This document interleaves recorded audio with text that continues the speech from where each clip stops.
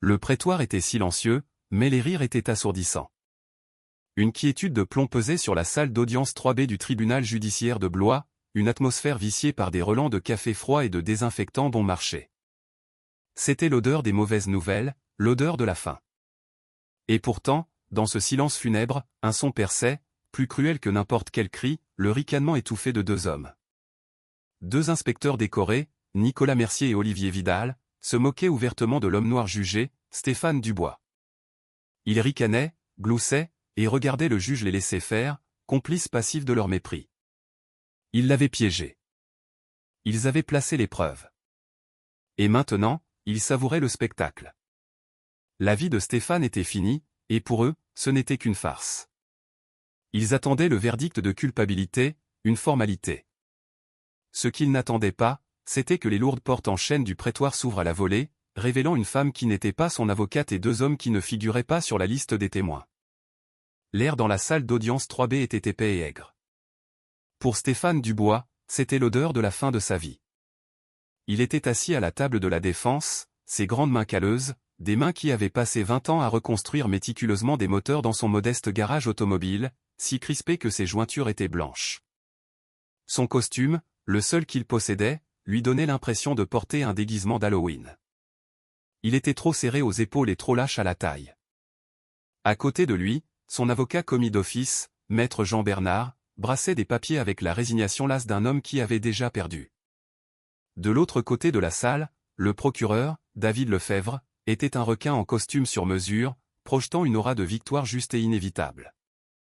Mais le regard de Stéphane n'était pas posé sur le procureur, ni sur le jury qui bâillait d'ennui, ni même sur l'impérieux juge Pierre Moreau, qui semblait couver une migraine.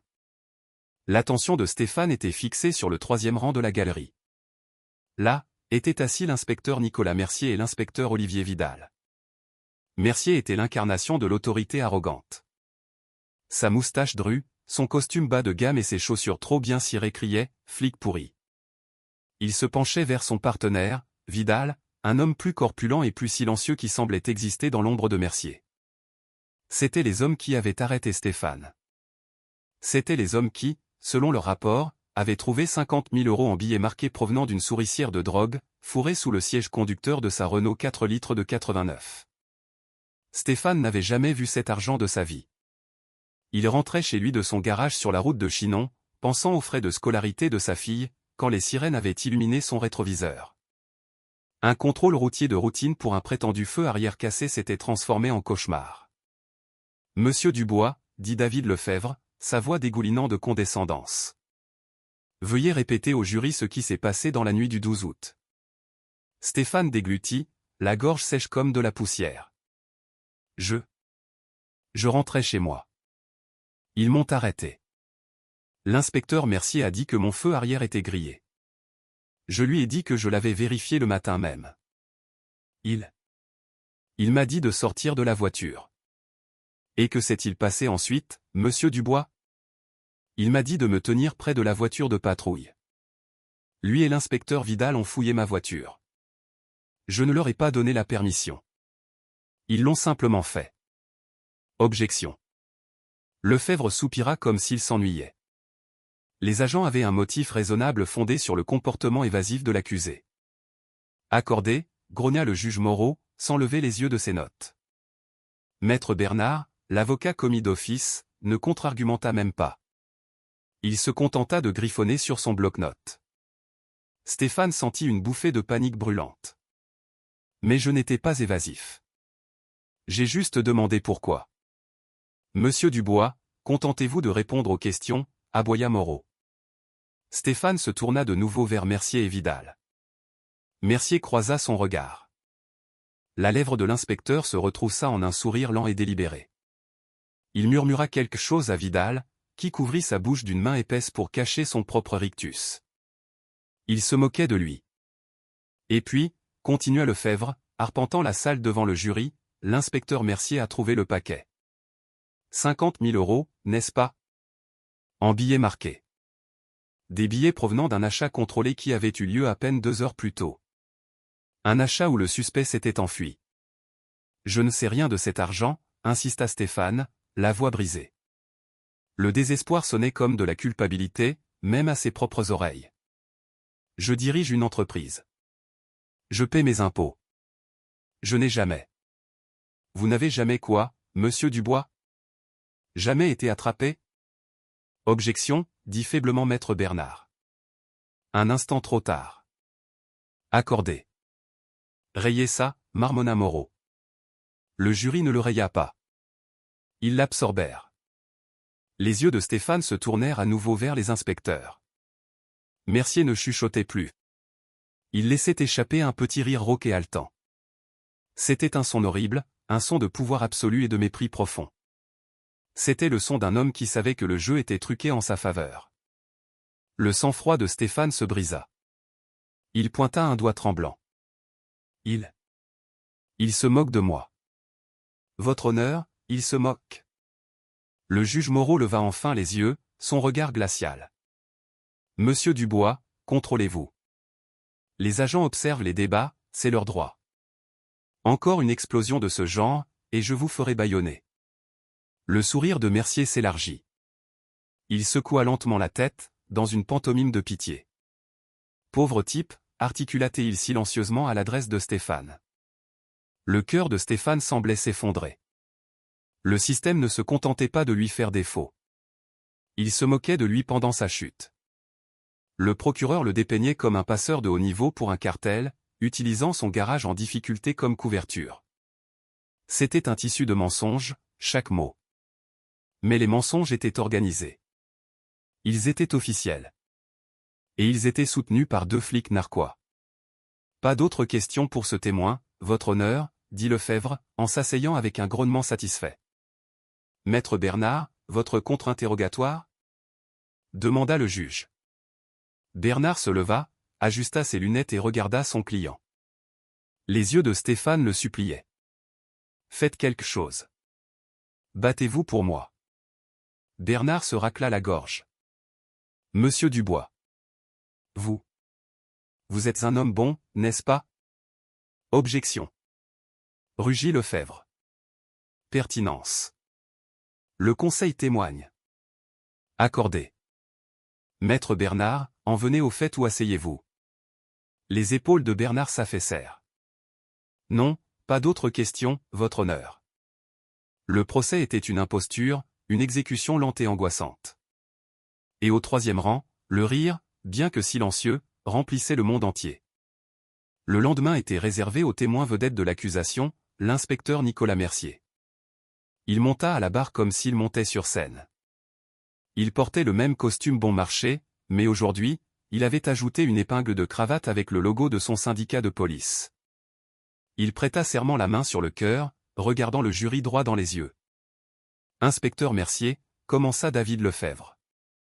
Vous faites partie de la police nationale de Blois depuis 19 ans, dont 10 à la brigade des stupéfiants. Et au cours de ces 19 ans, avez-vous déjà reçu une décoration? Objection. Pertinence, marmonna maître Bernard. Rejeté.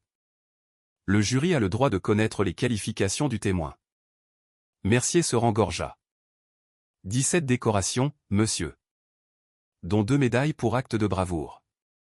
Il était un héros et Stéphane était un trafiquant de drogue. Le récit était gravé dans le marbre. S'il vous plaît, dit Lefebvre, décrivez au jury l'arrestation de l'accusé, monsieur Dubois. La voix de Mercier était une performance. Elle était profonde, confiante et teintait juste ce qu'il fallait de jargon de la rue. Il parla d'un informateur confidentiel qui leur avait donné un tuyau sur une camionnette, un mécanicien automobile qui transportait de l'argent pour le cartel des Varros. Nous avons identifié le véhicule, une vieille Renault 4 litres de 89, dit Mercier, en faisant un geste vers Stéphane comme s'il s'agissait d'un déchet. Le feu arrière était grillé, ce qui nous a donné un prétexte pour l'arrêter. Il nous en fallait un. Ce type était de haut niveau. Prudent. Stéphane voulait hurler. Mon feu arrière fonctionnait parfaitement. Il n'y avait pas d'informateur. Nous l'avons arrêté sur la route de Chinon. L'accusé était agité, en sueur. Ses mains tremblaient.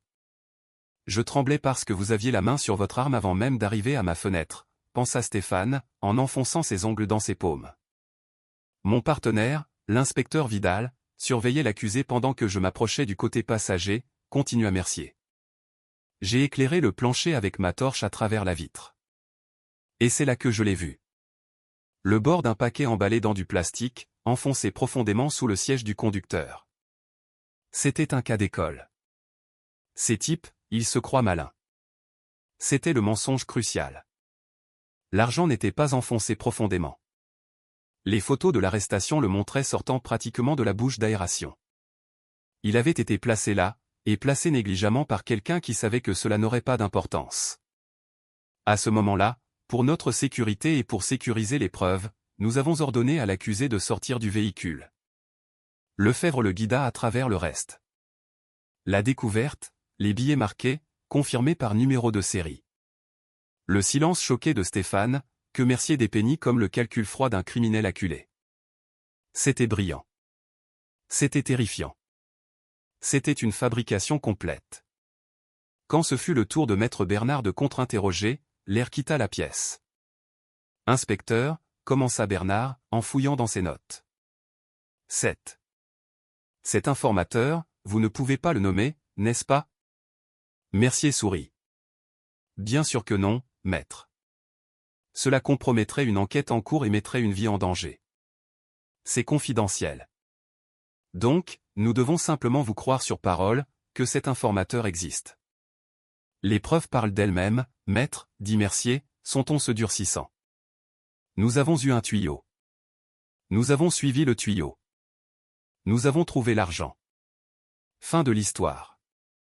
Mais la chaîne de possession de cet argent, insista Bernard, trouvant une petite étincelle de courage. Il faisait partie d'une opération d'infiltration de l'autre côté de la ville. Correct? Une opération à laquelle vous ne participiez même pas. On nous a appelés en renfort pour la surveillance, mentit Mercier sans effort. Quand l'achat a mal tourné et que le suspect initial s'est enfui, le signalement de l'argent a été diffusé dans toute la ville. Nous savions ce que nous cherchions. Comment est-il passé de cette opération d'infiltration au camion de mon client? Mercier se pencha en avant, sa voix baissant. Parce que votre client, Monsieur Dubois, était le chauffeur. Le suspect initial s'est enfui à pied et a passé l'argent à votre client qui attendait 2 rues plus loin. Nous l'avons juste attrapé avant qu'il ne puisse atteindre la planque. C'était un nouveau mensonge, improvisé sur le champ. Il comblait la faille. Stéphane vit une jurée, une femme en chemisier à fleurs, hocher la tête. Elle le croyait. Maître Bernard se dégonfla. Il n'avait rien. Il n'avait aucune ressource pour enquêter sur l'informateur. Aucun moyen de contester la chronologie de l'autre opération. Il était un avocat commis d'office avec une charge de 500 dossiers, luttant contre un inspecteur décoré soutenu par tout le système. Non. Rien de plus, dit Bernard en s'asseyant. Le juge Moreau regarda l'horloge. Il est 12h50. L'accusation a terminé sa présentation. Nous allons suspendre pour le déjeuner et revenir à 14h pour les plaidoiries finales. Le jury sera escorté. Alors que le jury sortait, Mercier se leva de la barre des témoins. Il s'étira, un geste théâtral après une longue et dure journée de travail. Il jeta un coup d'œil à la table de la défense. Stéphane le regardait, son visage un masque de désespoir engourdi. Mercier passa devant la table, assez près pour que Stéphane puisse sentir son eau de Cologne bon marché. Il se pencha juste un peu, protégeant sa bouche de la vue du juge et du procureur. « Habituez-vous à ce costume, Dubois » murmura Mercier, sa voix un sifflement venimeux. « On va vous enterrer avec. » Il n'essaya même pas de cacher son sourire narquois en rejoignant Vidal à la porte. Vidal lui tapa sur l'épaule. Stéphane Dubois mit sa tête dans ses mains. Il sentit une seule larme chaude couler sur sa joue. Il n'était pas seulement piégé. On lui crachait dessus. Il était invisible. Sa vérité n'avait aucune importance. Il fut conduit hors du prétoire, menotté, et emmené dans une petite cellule de détention sans fenêtre pour attendre la fin. Il s'assit sur le banc de métal froid.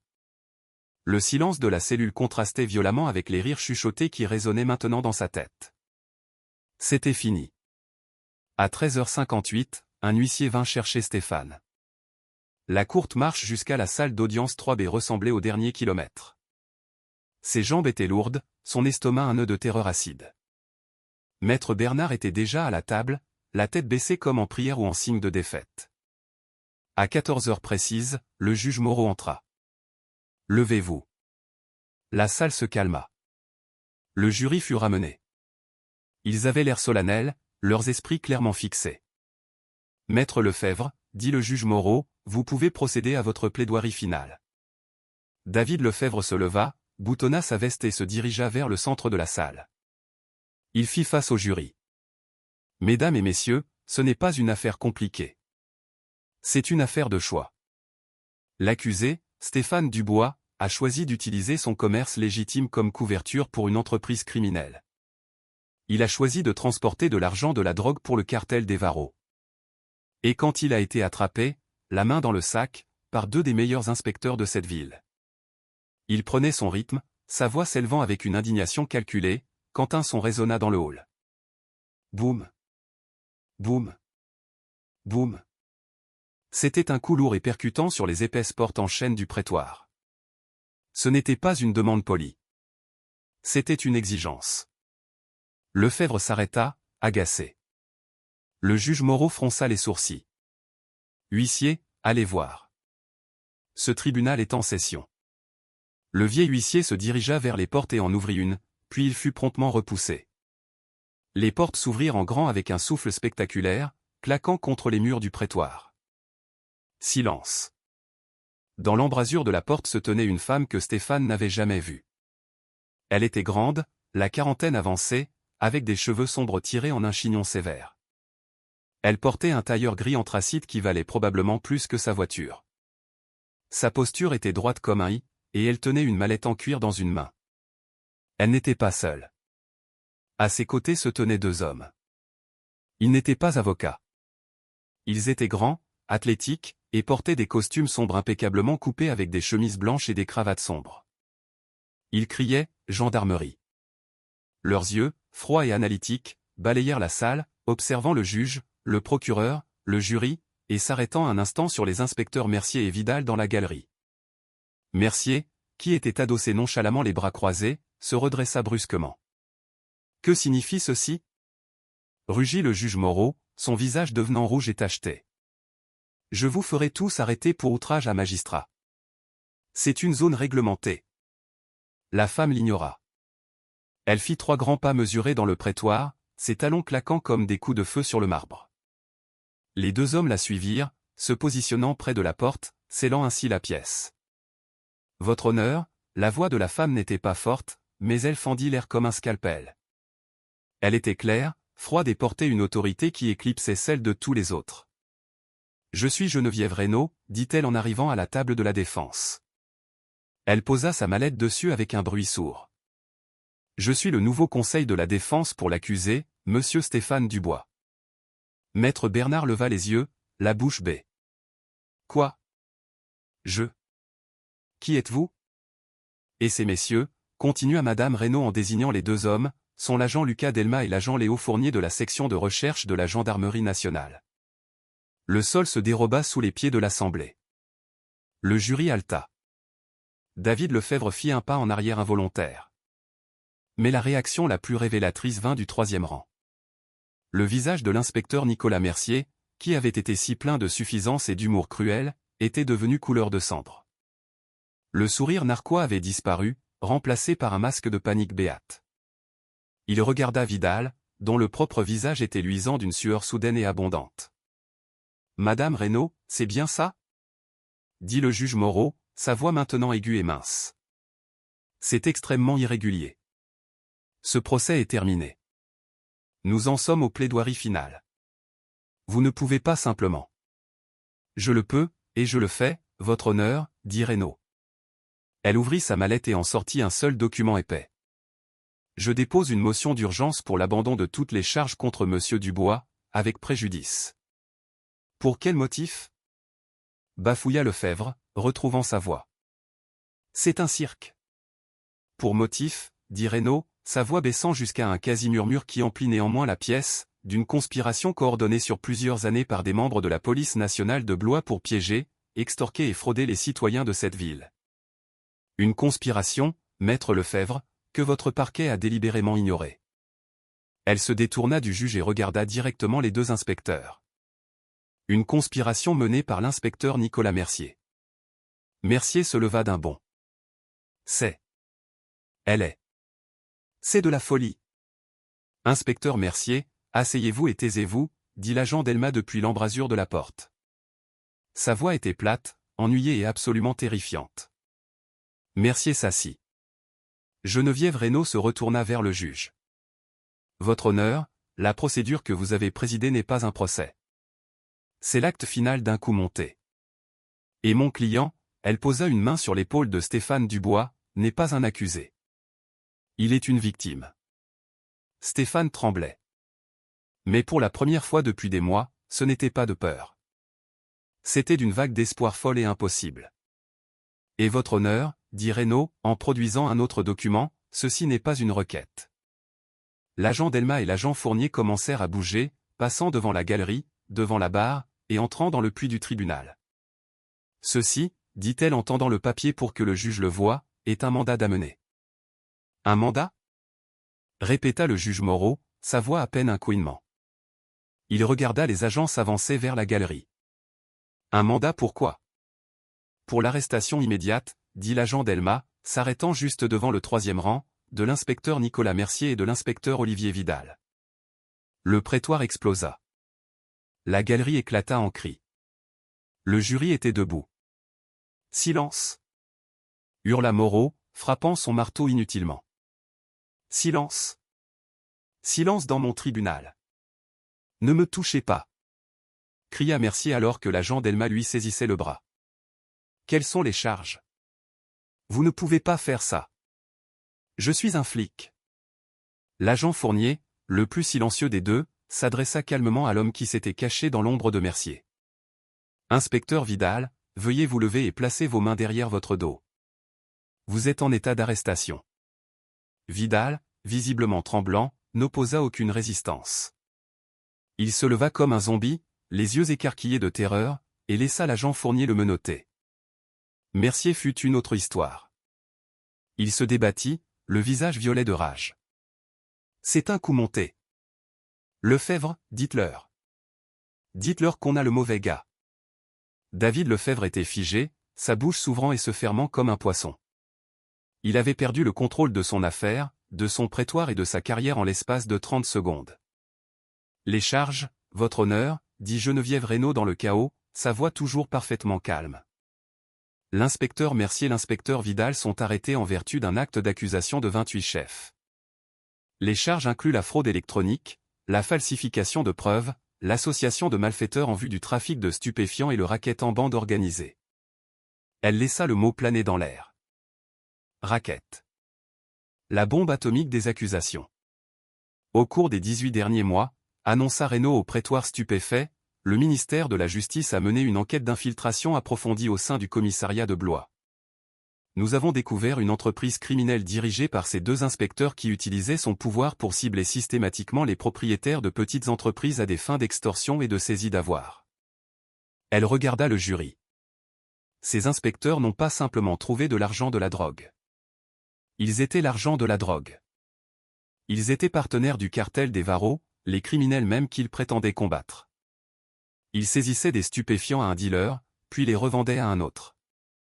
Ils saisissaient de l'argent liquide, comme les 50 000 € dans cette affaire, et le blanchissaient à travers une série de sociétés écrans. Mais monsieur Dubois, murmura maître Bernard, le visage pâle. Pourquoi lui ? Reynaud tourna son regard acéré vers Stéphane. Parce que monsieur Dubois était honnête, et c'était ça le problème. Le fonds de saisie d'avoirs du commissariat de Blois était à sec. L'inspecteur Mercier voulait une nouvelle voiture. L'inspecteur Vidal voulait payer ses dettes de jeu. Alors ils ont ciblé le garage de Stéphane Dubois, une entreprise solvable et sans dette qu'il pourrait saisir et vendre aux enchères une fois qu'il serait condamné. Elle pointa Mercier, qui était maintenant maintenu dans une prise d'étranglement par l'agent Delma. Il n'essayait pas d'arrêter un trafiquant de drogue. Il essayait de voler un garage. Stéphane sentit l'air quitter ses poumons. Tout prenait sens. La négligence avec laquelle les preuves avaient été placées, leur arrogance. Il n'avait pas besoin d'être prudent. Qui était-il ? Un mécanicien noir avec un avocat commis d'office. Il était un chèque de paie. Il était un tremplin vers une nouvelle voiture. C'est un mensonge, s'étouffa Mercier, les yeux exorbités. L'épreuve. Nous avons trouvé l'argent.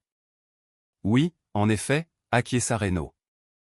Et maintenant, votre honneur, j'aimerais présenter le reste des preuves. Des preuves que maître Lefebvre et son parquet auraient trouvées s'ils avaient pris la peine de chercher. Elle se tourna vers l'agent Fournier. Agent Fournier. L'agent Fournier fit un signe de tête à l'huissier. Baissez les lumières et lancez la pièce à conviction A. Un écran de projection descendit du plafond, un haut-parleur grésilla, et le prétoire, maintenant silencieux comme une tombe, fut rempli de la voix de Nicolas Mercier. L'audio qui emplit le prétoire n'était pas la voix confiante et héroïque de la barre des témoins. C'était granuleux, métallique et plein de parasites. C'était le son d'un micro caché. Voix de Mercier, je te le dis, c'est parfait. Le type est un moins que rien. Il tient un petit garage. Pas de casier. Il aura un commis d'office qui se couchera en 5 minutes. Voix de Vidal, étouffée, je sais pas, Nico. Ça me paraît risqué. Utiliser l'argent de l'achat des Varros. C'est traçable. Voix de Mercier, c'est ça l'idée, idiot. On utilise les billets marqués. Ça rend l'affaire béton. On dit qu'il était le chauffeur. Lefebvre gobera ça. Le juge gobera ça. Et le jury le condamnera. D'ici Noël, on vendra son inventaire aux enchères. J'ai déjà un acheteur pour les ponts élévateurs. Stéphane se sentit mal.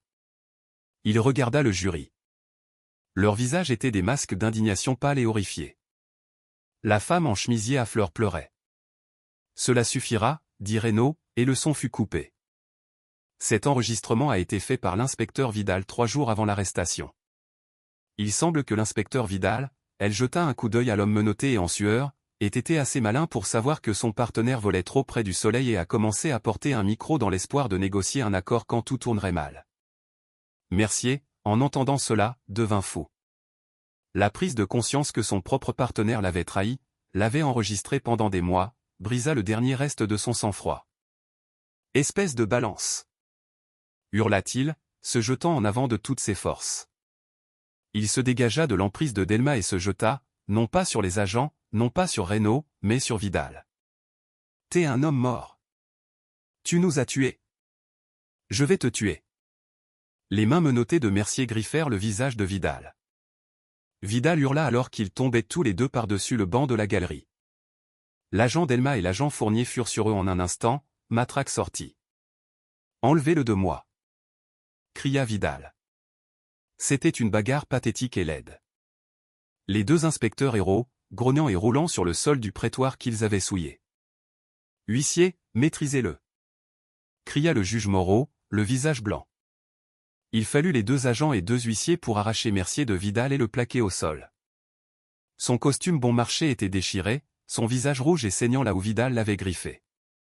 Mais ses yeux étaient le plus terrifiants. Ils étaient vides d'humour, vides d'arrogance. C'étaient les yeux d'un animal acculé, remplis de rien d'autre qu'une haine pure et sans mélange. « Voilà, dit Geneviève Reynaud, sa voix tranchant à travers les grognements et les cris, ce que cette ville appelle de la bravoure. » Elle laissa la scène s'imprimer dans la mémoire du jury. Et maintenant, pièce à conviction B. Le projecteur s'alluma de nouveau. Cette fois, c'était une vidéo. Elle était granuleuse, en noir et blanc, horodatée de la nuit suivant l'arrestation de Stéphane. C'était une séquence de surveillance d'une caméra de l'autre côté de la rue d'un bistrot populaire. Elle montrait Mercier et Vidal dans les mêmes costumes, sortant de leur voiture banalisée. Ils riaient vraiment, se tapant dans le dos. Un instant plus tard, une berline noire s'arrêta. Un homme sortit de l'arrière. « Pouvons-nous zoomer, agent Fournier ?» demanda Reynaud. L'image zooma. L'homme était reconnaissable par tous dans le système judiciaire de Blois. C'était Georges Masson, le chef présumé des opérations du cartel des Varros dans la région. L'homme sur lequel Mercier prétendait enquêter. La vidéo, silencieuse et accablante, montrait Masson tendant à Nicolas Mercier une épaisse enveloppe Kraft. Mercier la prit, jeta un coup d'œil à l'intérieur et sourit. Il tapa sur l'épaule de Masson. Masson remonta dans sa voiture et partit. Mercier et Vidal entrèrent dans le bistrot. Ça, expliqua Reynaud, c'était le bonus pour avoir éliminé Monsieur Dubois, un homme d'affaires rival que Masson croyait empiéter sur son territoire, bien que Monsieur Dubois ne fît rien de tel. Elle marqua une pause. Ils n'ont pas seulement piégé Monsieur Dubois pour une nouvelle voiture. Ils l'ont fait pour de l'argent et comme une faveur payée à un baron de la drogue. Le silence dans le prétoire était absolu. Le seul son était celui de Mercier, toujours plaqué au sol, respirant en sanglots rauques et brisés. Les rires avaient enfin complètement cessé. L'affaire contre mon client est classée, votre honneur, déclara Reynaud. Ce n'était pas une requête. Le juge Moreau, qui semblait avoir vieilli de 20 ans, hocha la tête d'un air absent. Oui. Oui, bien sûr. Toutes les charges. Abandonnées avec préjudice. Monsieur Dubois, vous êtes libre. Stéphane ne bougea pas.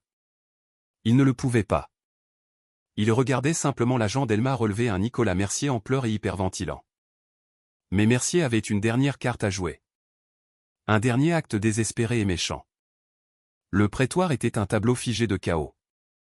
La bagarre avait été courte, pathétique et brutalement laide. L'agent Delma et les huissiers avaient arraché Mercier de son ancien partenaire, le plaquant face contre terre sur le sol de marbre poussiéreux. Le costume bon marché de Mercier était déchiré à l'épaule. Une longue griffure sanglante laissée par les ongles de Vidal parcourait sa joue, et il respirait en sanglots rauques et haletants. La haine pure et animale qui l'avait animé n'était plus qu'un amas tremblant et pleurnichard. Vidal était recroquevillé contre le banc de la galerie, les mains menottées, son corps secoué de tremblements si violents que ses dents claquaient. Il murmurait « Je suis désolé. Je suis désolé. Je suis désolé, à personne en particulier. » Le jury était horrifié, regroupé comme pour se protéger. David Lefebvre avait l'air d'être sur le point de vomir. Le juge Moreau, le visage marbré de violet et de blanc, frappait son marteau d'une main frénétique et mal assurée. Silence, silence. Huissier, sortez-moi cet homme de mon tribunal. Sortez-les tous les deux maintenant. L'agent Delma releva Mercier. Les jambes de Mercier étaient en coton. Il était presque un poids mort. L'agent Fournier tira Vidal vers le haut et les deux agents commencèrent à traîner les inspecteurs déshonorés vers la sortie latérale, celle qui menait aux cellules de détention. C'était fini. Stéphane regardait, son cœur battant à un rythme étrange et lourd. Les monstres étaient enchaînés. Il avait gagné. Mais alors que l'agent Delma le poussait vers la porte, la tête de Nicolas Mercier pivota. Ses yeux, sauvages, injectés de sang et pleins de larmes de rage, balayèrent la pièce. Ils passèrent sur le jury, sur le procureur, sur Stéphane. Il cherchait une dernière prise, une dernière poutre à abattre avec lui, et il la trouva. Ses yeux se fixèrent sur le banc du juge Pierre Moreau. Une nouvelle sorte d'énergie le traversa. Pas de la force, mais de la pure méchanceté sans phare. Vous, cria Mercier, sa voix se brisant dans un registre aigu terrifiant. Il essaya de planter ses talons, résistant à la poussée de Delma. Vous n'allez pas. Vous n'allez pas laisser faire ça, n'est-ce pas?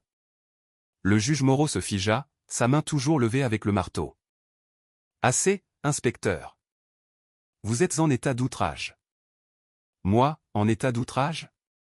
Mercier laissa échapper un rire aigu et hystérique. C'était un son affreux, un miroir brisé du gloussement suffisant et confiant qu'il avait utilisé contre Stéphane. C'était le son d'une âme qui se brise. Vous parlez d'outrage?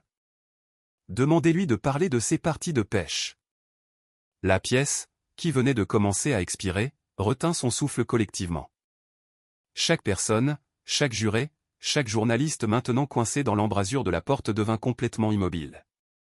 L'agent Delma, qui avait poussé Mercier, s'arrêta. Il ne se retourna pas. Il se contenta de maintenir Mercier en place, écoutant. Vieux salaud! C'est de votre faute! Hurla Mercier, se tordant dans la poigne de l'agent. Vous m'avez dit de m'occuper du commissariat. Vous m'avez dit de nettoyer les comptes. C'est un mensonge. Rugit Moreau, sa voix tremblante. C'est de la calomnie. Vous êtes fou. Huissier. Ah oui? S'emporta Mercier, Les mots jaillissant dans un torrent de confessions furieuses. Demandez-lui comment il a payé ce yacht de 12 mètres avec un salaire de juge. Demandez-lui de parler des week-ends dans un paradis fiscal aux Caraïbes. Qui croyez-vous qui validait nos saisies de preuves? 1. Qui croyez-vous qui accélérait nos mandats et tamponnait nos rapports d'informateurs? Qui tenait le parquet à distance chaque fois qu'une affaire tournait mal? Il pointait maintenant, ses mains menottées tendant le métal. C'était lui. C'était lui. Il était de mèche depuis le début. Vous croyez qu'on aurait pu faire ça pendant des années sans un juge dans notre poche? Vous êtes. Moreau était debout, le visage cendré, son doigt pointé en retour. Vous êtes fini. Vous ne. Il bafouillait. Il n'avait plus de mots. Son autorité, sa robe, son estrade. Tout se dissolvait face à la vérité désespérée et venimeuse de Mercier. Dans ce silence suffocant, la voix de Geneviève Reynaud trancha, froide et calme. Vraiment, votre honneur? Tout le monde se tourna vers elle. Elle n'avait pas rangé sa mallette. Elle était restée près de la table de la défense, observant, son expression celle d'une observation froide et clinique. Elle avait attendu cela. Elle avait anticipé la charge désespérée et narcissique de Mercier, comptant sur lui pour essayer d'entraîner son patron dans sa chute. Elle détourna son regard du juge, son regard se posant sur l'agent Delmas. Elle fit un unique hochement de tête, presque imperceptible. « Agent Delmas, dit-elle, sa voix résonnant dans le silence de tombeau. Je crois qu'il vous en reste un. » Delmas lâcha Mercier, le poussant vers un huissier abasourdi. Il se retourna. Il ne regarda pas le juge. Il regarda son partenaire, l'agent Fournier.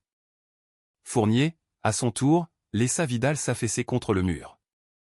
Un homme en pleurs, brisé.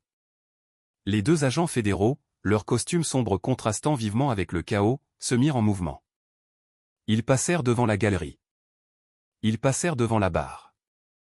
Ils se déplaçaient avec une inévitabilité lente, délibérée et terrifiante. L'agent Fournier se posta à la base de l'estrade, les mains jointes derrière le dos, une sentinelle silencieuse. L'agent Delmas, le visage dénué de toute émotion, gravit les 3 marches jusqu'à l'estrade. Il était maintenant au même niveau que le juge. Il passa la main à l'intérieur de sa veste et en sortit un 3e document plié. Il le posa doucement sur le bois poli, juste au-dessus des notes éparpillées et inutiles de Moreau. « Juge Pierre Moreau, » dit l'agent Delmas, sa voix plate. « Vous êtes en état d'arrestation. » Le marteau que Moreau tenait toujours glissa de ses doigts inertes. Il tomba sur le bureau et roula avec un son de bois creux sur le sol. « Non, » murmura Moreau. Ce fut le seul son qu'il émit. « Non, je suis un juge. Je suis un. » « Vous êtes un criminel, » déclara Geneviève Reynaud depuis le parquet.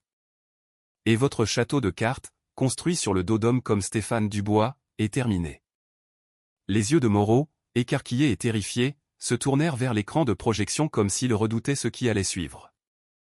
Il avait raison. Agent Fournier, ordonna Reynaud, pièce à conviction C.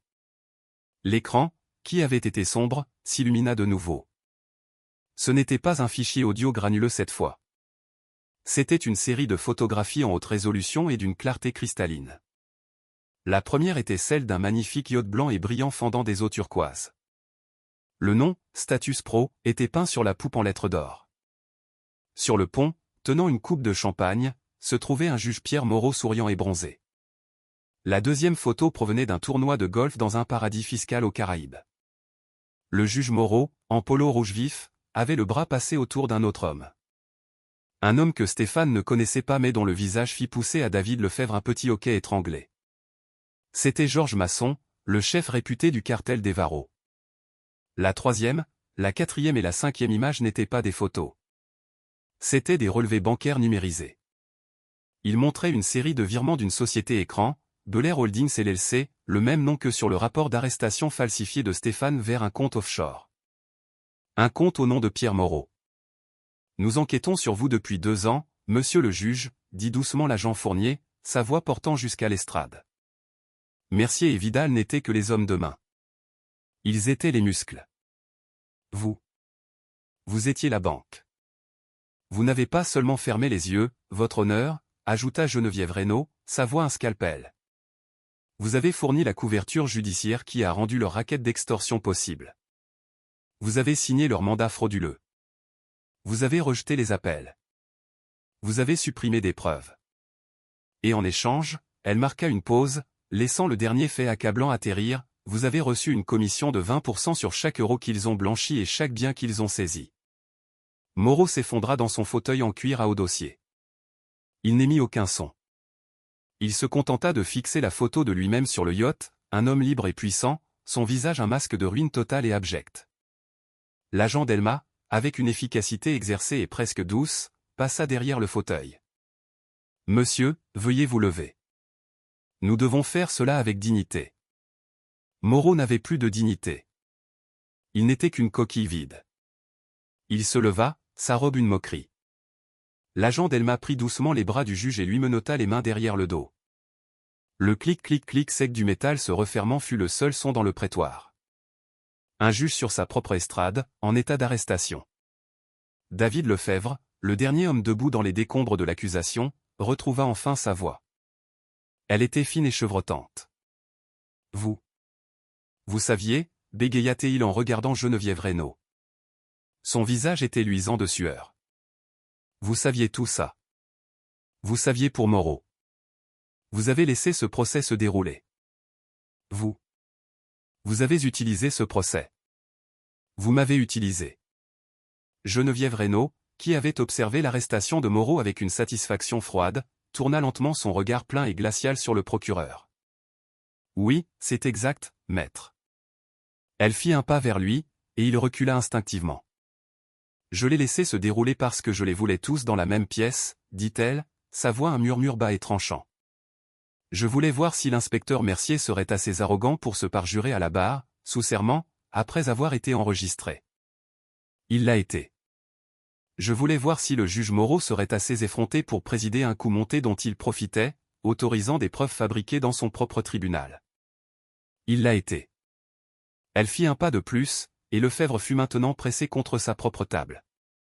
Et je voulais voir si vous, dit-elle, sa voix baissant de mépris, seriez si aveuglé par votre taux de condamnation, si totalement dépourvu de curiosité professionnelle que vous poursuivriez un homme innocent sur la base de la parole de 2 flics que vous saviez corrompus. Je ne savais pas, protesta Lefebvre, sa voix un couinement pathétique. Vous ne vouliez pas savoir, le corrigea Reynaud, les mots atterrissant comme des gifles. Vous n'avez pas remis en question la chronologie impossible. Vous n'avez pas enquêté sur l'informateur confidentiel qui n'existait pas. Vous n'avez même pas fait une vérification financière de base sur vos propres témoins vedettes. Vous avez vu un verdict de culpabilité facile pour un homme noir avec un avocat commis d'office et vous vous êtes léché les babines. Le barreau de Blois sera très intéressé d'entendre parler de vos méthodes. Le cas de M. Dubois n'est qu'une des 47 condamnations que nous sommes en train de faire annuler au niveau fédéral. Elle lui tourna le dos. Un renvoi final et brutal. Elle se dirigea vers Stéphane Dubois. Il était toujours assis, abasourdi, à la table de la défense. Maître Bernard, son avocat commis d'office, avait tout simplement disparu. Stéphane, dit-elle, sa voix s'adoucissant pour la première fois. Je m'appelle Geneviève Reynaud. Je suis désolé pour la théâtralité. C'était le seul moyen de s'assurer que ça tienne.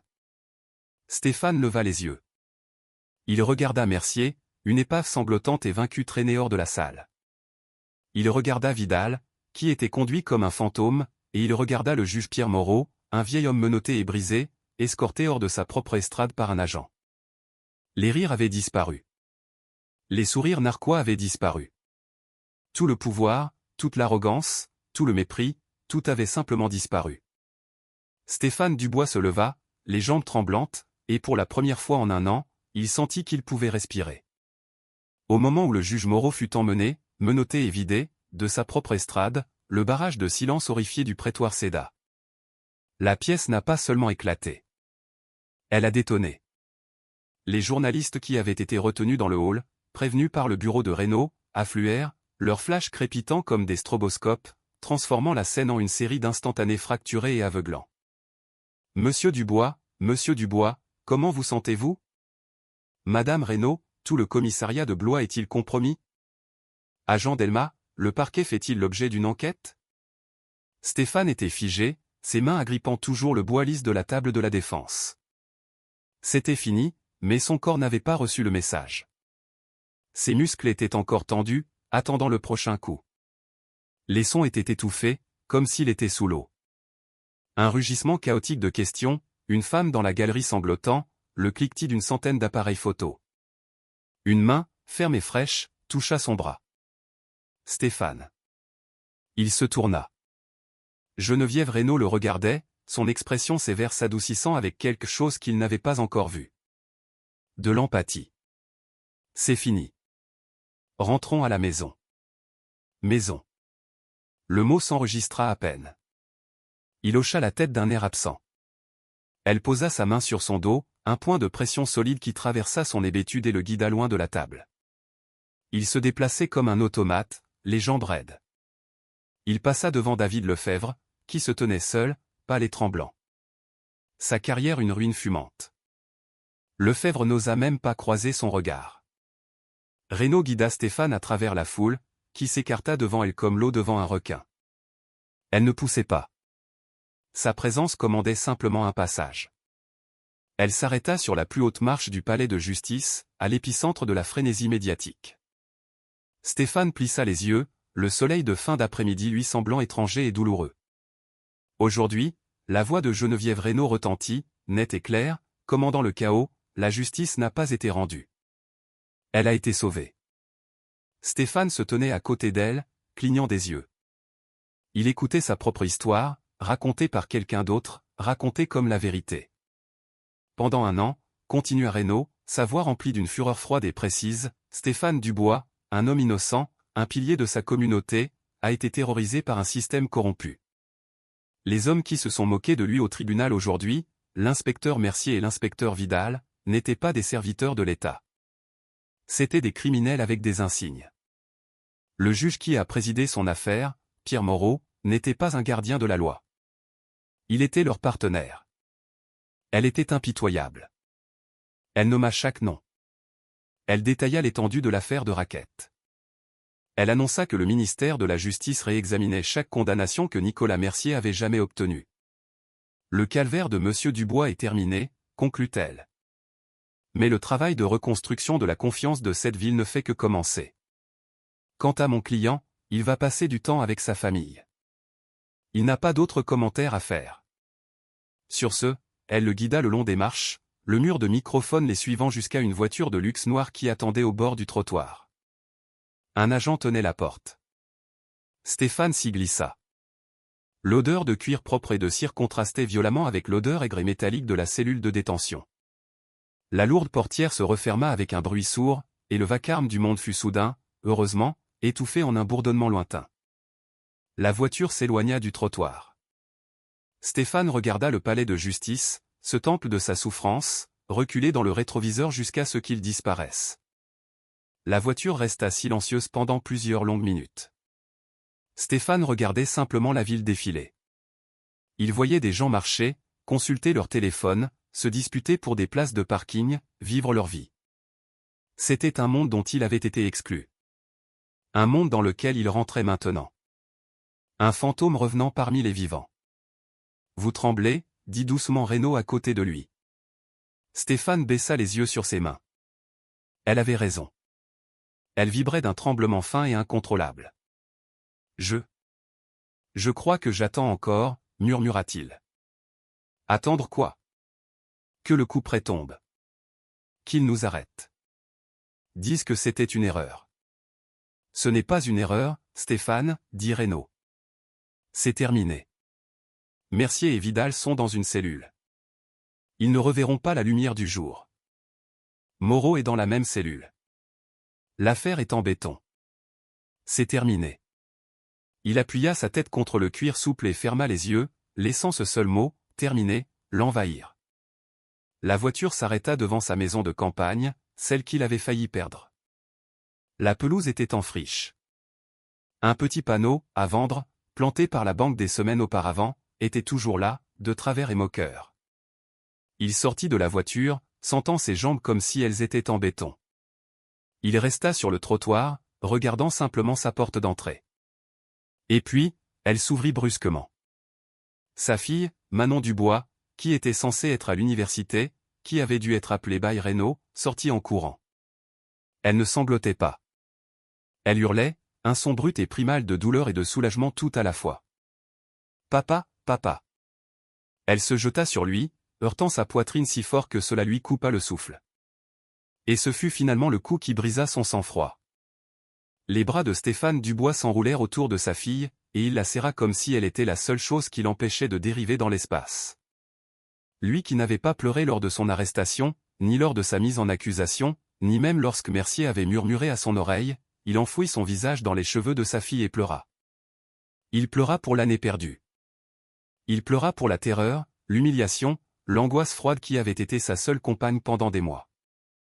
Il pleura pour les rires auxquels il ne pouvait échapper. Et il pleura pour le soulagement simple, stupéfiant et impossible d'être libre. Il n'était plus un accusé. Il n'était plus un détenu. Il était juste un père sur le pas de sa porte, tenant son enfant dans ses bras. Le retour de bâton, quand il arriva, fut aussi rapide que complet. La balance ne s'est pas simplement équilibrée. Elle a brisé ses supports. L'inspecteur Nicolas Mercier fit face à un juge d'instruction, pas à un partenaire complice. Son arrogance, dépouillée de son insigne, se révéla être une lâcheté pathétique et pleurnicharde. Faisant face à 28 chefs d'accusation avec des preuves vidéo, audio et le témoignage de son propre partenaire contre lui, il plaida coupable. Il fut condamné à 35 ans dans une prison de haute sécurité. Il perdit son insigne, sa pension, sa famille et son pouvoir. Dans la hiérarchie rigide et violente de la prison, il était précisément ce qu'il avait appelé Stéphane, un moins que rien. Son rire cruel était un handicap, une leçon qu'il apprit rapidement. Le silence de sa cellule fut la dernière chute assourdissante. L'inspecteur Olivier Vidal, pour sa coopération de dernière minute, reçut une peine plus légère, 15 ans. Il entra dans l'aile de protection d'une autre prison. Sa récompense pour avoir trahi son partenaire fut une cellule de 6 mètres carrés, 23 heures par jour, en isolement total. Il était à l'abri des représailles de Mercier et du cartel des Varros. Mais il était un mort-vivant, enterré vivant dans une tombe de béton, hanté par le souvenir du seul rire qu'il aurait dû refuser de partager. Le juge Pierre Moreau fut le plus déshonoré de tous.